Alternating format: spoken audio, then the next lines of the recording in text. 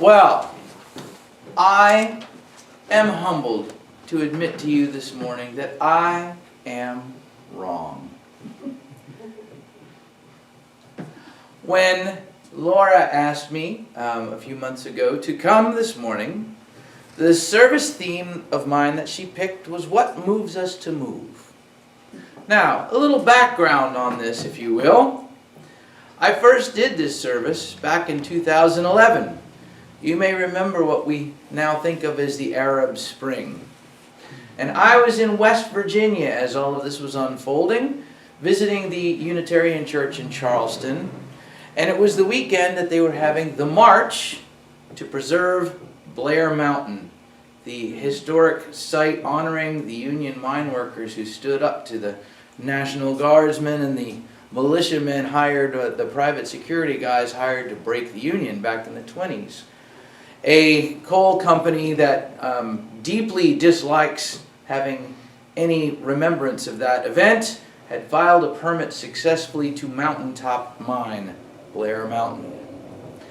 And so a few hundred people gathered and they marched on Blair Mountain that day. And as I sat in that church that morning, I thought, what in the world will it take, my fellow Americans, to get up and stand and march? And I confess to you today, I now know the answer, that a woman will lead them.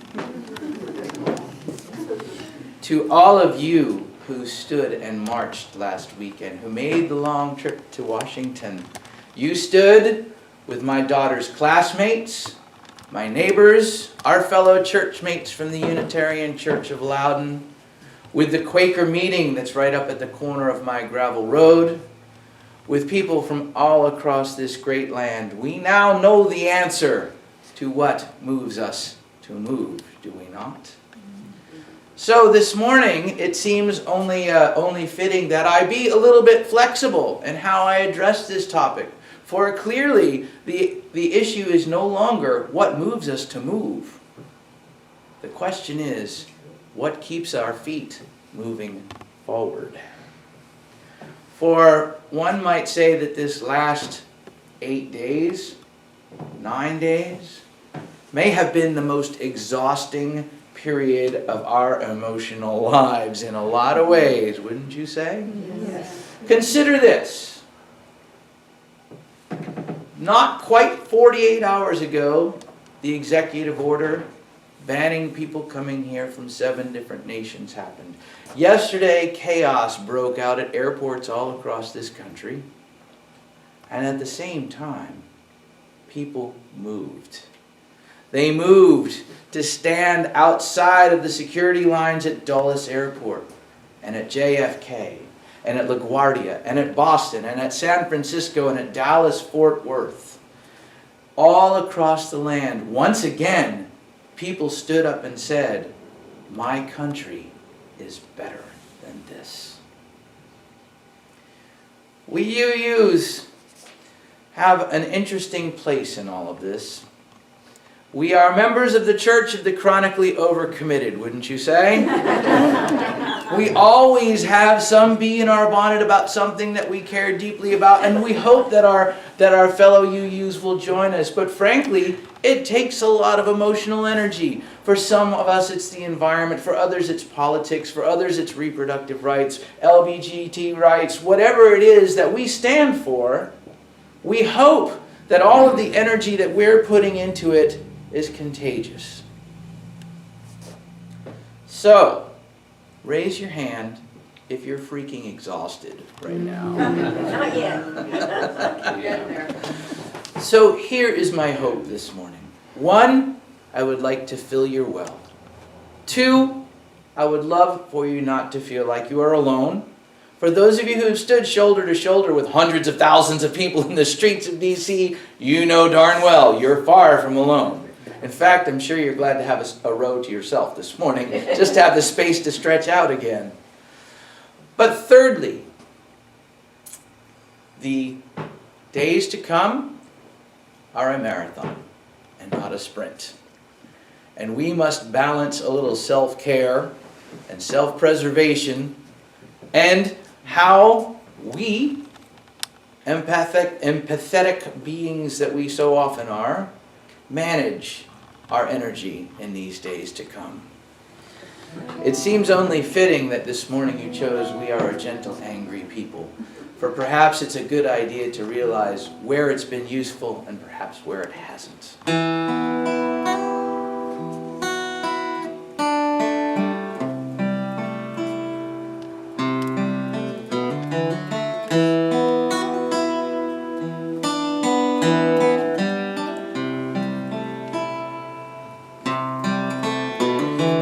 Hurricane flags flutter and warning the highway to high ground.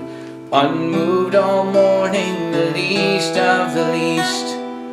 Phantoms in plain view, begging a ride, begging for rescue from under the bottom line. Onto the TV they're suddenly seen, looking through you and me, born like each one of us, naked and crying, somehow left behind. Hope sputtered and dying, scattered like matchsticks. Floodwaters preordained, tempest-filled teacup. The driftwood of Pontchartrain, call out for mercy, but there's no answer when we ask how it went so wrong. Can you believe these times we're living in? Can you believe these times we're living in? Can you believe these times we're living in?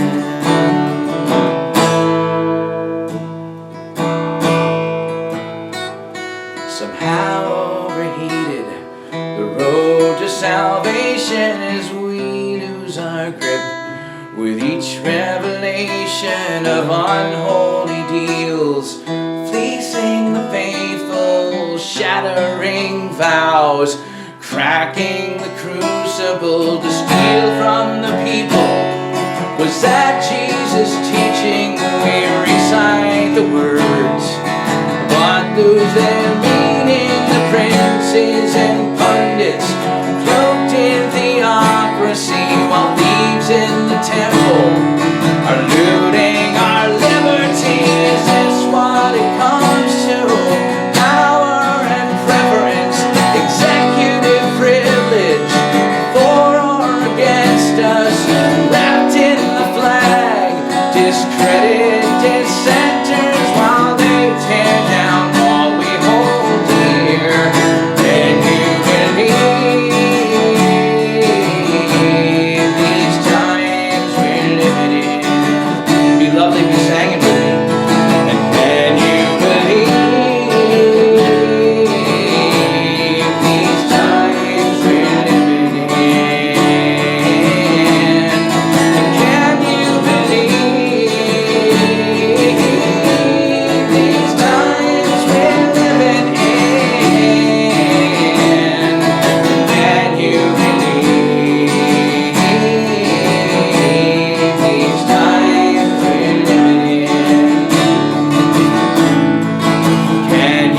believe?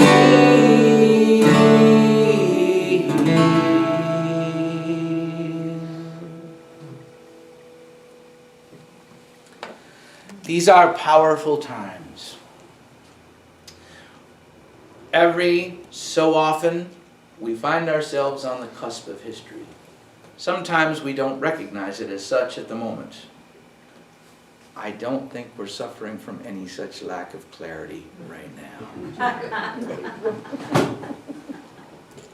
So, my reaction to this whole week has been, I need bricks. But I don't need bricks to hurl through windows or across ideological divides. We've gotten to this point where we've dug a pretty deep ditch between us and those who wear different labels from us. And it's very easy to fall into the trap. All you have to do is log on to Facebook, and within 30 seconds, your blood is boiling about some meme that someone has shared, and then someone else. And before you know it, you've peed away 20 or 30 minutes of your day and accomplished nothing except raising your blood pressure and clicking like, share, and the little angry face. I'm glad that Facebook has a love button, because the thing that I'm finding I most need to do right now is be loving. We are in this position for a lot of reasons. But I'd like to think that one of those reasons is fear. People who have been afraid of watching circumstances that they have known all their lives deteriorating around them. And some folks choose to lash out and find scapegoats for those things, and other folks try to find other ways to deal with it. And it's kind of all right there on the surface right now, isn't it? We're seeing a whole lot of anger and a whole lot of rage. And we're seeing people moved to move. I think I've learned something as a parent. My daughter is now almost 10.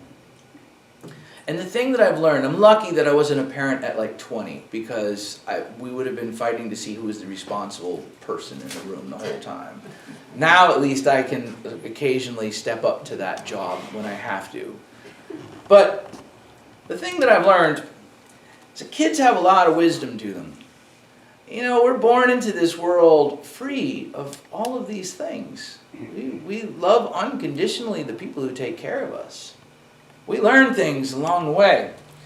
So I had the opportunity a few years ago, since I have a kid, and since my wife is a school teacher and I'm a musician, that generally means that we don't have piles of cash laying around to just do stuff. So when we had this baby girl, we thought to ourselves, oh, this is a miracle. This is amazing.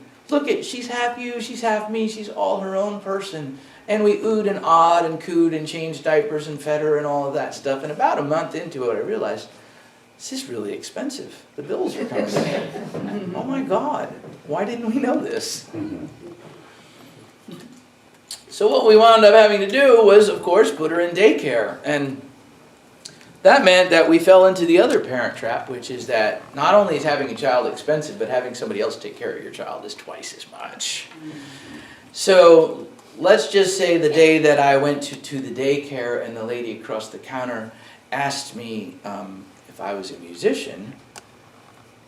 And when I said yes, and she said, how would you like to make a deal? My first reaction was, I'm all ears. Go on. And she said, how would you like to come and play music for these little people a couple hours a week, and you can leave your checkbook at home? And I said, I do. So fast it was probably inappropriate. So I learned a lot of things working with little people, kindergartners in particular. And I've come to the conclusion that the most important two books in the world, one, everything I needed to know I learned in kindergarten. And two is the book that maybe someday I'll write if nobody else does it. And it would be called, And I Spent the Rest of My Life Trying to Remember It. Kindergartners are full of wisdom. I wound up writing songs with these little people. The kindergarten set, the toddlers wanted to sing Old MacDonald and the ABC song, and that was fine too. But the kindergartners, there were days when they thought that those were baby songs and that we ought to do something more fitting of their status as big 5-year-old people. So we would write songs together, and it was February, and I, being of, sort of, okay, well, what's going on the calendar? We should write songs about dead presidents because this is the month for that, with Washington and his cherry tree and Abraham Lincoln and his stovepipe hat. When they announced to me that they were not interested in any of that and what they wanted to do indeed was to write a love song, I pondered this for a little bit because I didn't really have a clear picture of what a 5-year-old's view of a Hallmark holiday ought to be like. So when I sat down with them, I realized that the thing I needed to do was to get a big pad of paper, put it up, and let them write the words. They just give me the ideas and I'll write them down. And then what your job is, as the professional songwriter and quote-unquote grown-up in the room, is that you go sift through and you find the stuff that makes some singable something or other else. And the other part of the job is to discreetly remove all the inappropriate references to bodily functions that they insisted no love song could be without. So, it seems only fitting this morning to share with you a little kindergarten wisdom, written by original, authentic kindergarteners. And by all means, when the time comes, if you can't sing along, it's because you haven't been paying attention.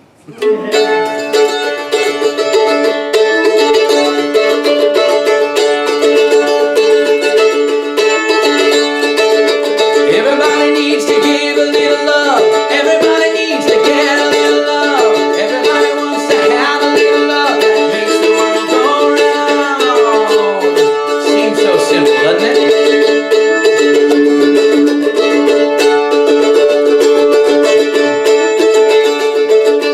All of the babies need a little love, and all the kindergarten need a little love. All of the big kids need a little love that makes the world go round. Everybody needs to give a little love. Everybody needs to get a little love. Everybody wants to have a little love that makes the world go round.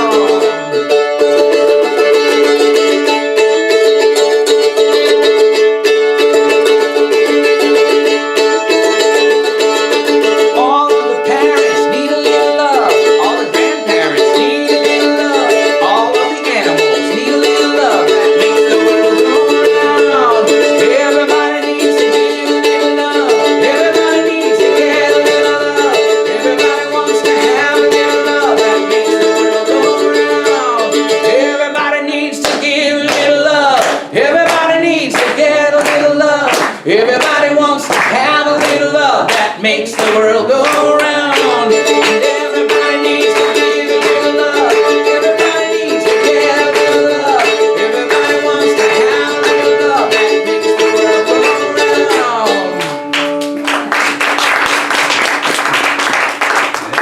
round. Wise beyond their years, aren't they? Yeah. So,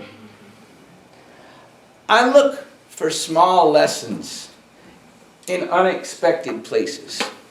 I guess maybe it's part of a songwriter's eye for details, the little stuff. I've thought a lot about the need to rebuild a lot of things. Trust, faith, values, ideals that we have cherished as bedrock that seem, for the first time in my lifetime anyway, threatened in a very real and existential way. We got to this place by arguing, disagreeing, fighting, and turning our backs on each other. One of the things about social media that's always upset me is how easy it is. I mean, this is a marvelous time, right? We can collect these communities of people who share our values anywhere in the world, and we can interact and we can love each other across the wires and the electrons and even the oceans. And it's amazing and incredible. And what happens is we do all this at the expense of our geographic community that's right there in front of us. The neighbor across the street who might have had a different yard sign out in October and November. When we do that, the thing that worries me the most about that is how easily we slip into letting that distance and that separation grow. It makes it that much easier to take away a little part of their humanity and they of ours. I learned a really big lesson in a really big snowstorm exactly a year ago. You may remember that big storm that went up the East Coast, and the night before it kind of landed in the mid-Atlantic. All of the maps went to this dark shade of purple to the west of Washington. That was us. Over 48 hours, we got over 40 inches of snow. We are poorly prepared for this emotionally, I will certainly grant you, and the collective wailing was probably heard all the way here. Now, my village was founded by Quakers back in the 1740s. I live in the western part of one of the fastest growing counties in the country. So there's all this suburbia to the east of the small mountain between us and all of that. And then where I live, there's still a lot of old houses and old churches and old buildings and rural land. And so our village has this sort of weird dichotomy of clinging to our old ways. We do quaint little things like gather at the Quaker meeting as we get close to the holiday, and kids from 92 walk up and down the village singing on each other's porches, singing Christmas carols and all that. And then we post pictures on our Facebook page. So we have this sort of like, we do all these old things, and yet we're as modern as everybody else, I suppose. And so when this snowstorm hit, nobody could get out for days. It was paralyzing. And up at one end of the village is this historic greenhouse that has been the anchor of our community for over 100 years. They sell plants, they grow things for the March and April gardeners to come in and get, and they've got them in this 1 acre greenhouse that collapsed. And it was a very real concern that, wow, they might have lost enough inventory that they might not be able to survive this. So somebody put it up on the Facebook page about a week afterwards when everybody was finally dug out. Hey, we're going to see if we can help them out up at Abernathy and Spencer. Maybe we can find something in all that snow. So the next morning, like 80 people show up. Now, in a village this small, there might be 150 people live right in the village and another, 100, 150 within a mile or so radius. And like 80 people showed up. And here we are walking through the ruins of this greenhouse, and people are just handing plants out like a bucket brigade and just hauling them out. And somehow or other, all of these things survived when they had no business surviving being buried in 3 feet of snow. We managed to save like half the inventory. Now, you would think that would be a community triumph well worth celebrating, that we would be reveling in that, and you'd be right. But circumstances dictated elsewhere. For right down at the other end of the village, near my house, the night before we did all this, the oldest house in our village, the last African-American family, an 86-year-old Korean War veteran, his house caught fire. And when a house that was built in the John Adams administration has survived this long, it's been because it's been added on to. And every time you add on, there's another place where the fire finds its way in. And so the house was pretty much a total loss. It still stood, but there was nothing left at the inside. So somebody put it up on the Facebook page that night. Hey, let's get a party together over at Asbury's tomorrow and see how we might be able to help. And like 40 people show up that morning. And here we are picking through the ruins of this house, carefully helping this elderly gentleman, recovering little bits and pieces of what had been his life. And somebody notices where the second story had collapsed, you could see that a beam had fallen down on a trunk. And the trunk looked relatively undamaged. And so a couple people went to some great risks of life and limb and got this trunk out. And inside of it are all of these treasures. The family Bibles, the birth certificates, wedding pictures, all of these things. 9 decades of irreplaceable stuff. The lesson that morning was both poignant and potent. My neighbors came from all over, not by age, color, or economic strata, or political philosophy. We came together because a neighbor needed us. No questions asked. This is how we do this work.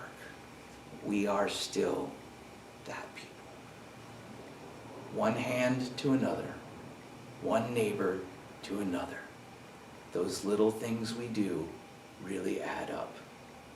Please, if there's anything I can tell you about these next 3 years, 10 months, and however many days, don't lose faith that good things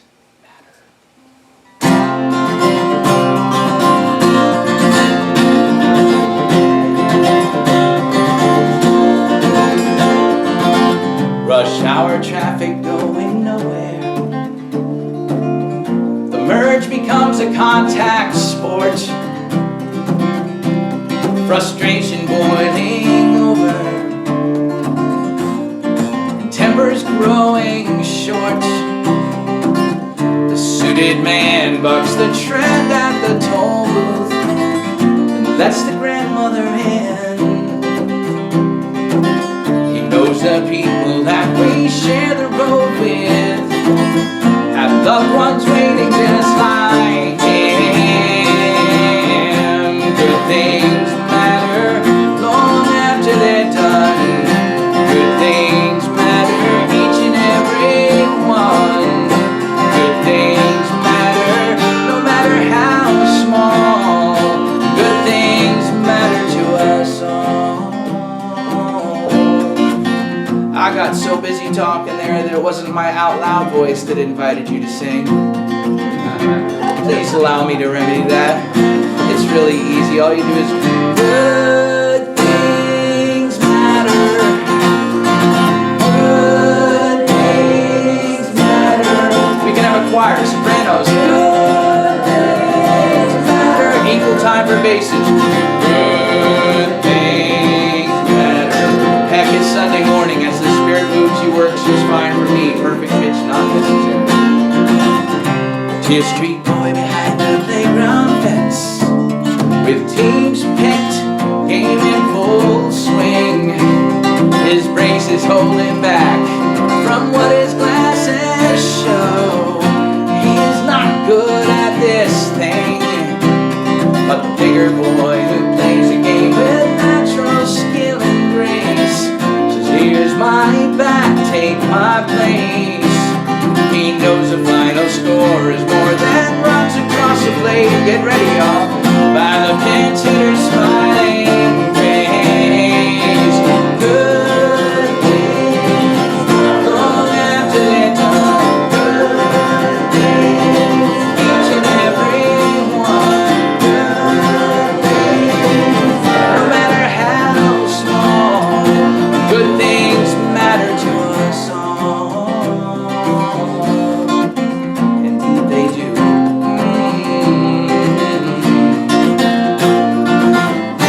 Linger for the old one's words. Let a child know she's been heard. Ask a wallflower to dance. Give mistakes a second chance. Smile at strangers on the street. Share the table where you eat. Leave the extra change behind. Fight fear being colorblind. Kind words to chase the gray. Things are hard, find a way. It all comes back someday. Good things long after they're done. Each and every one. Good things, no matter how small. Good things matter to us. Good things matter. Three more, nice and loud.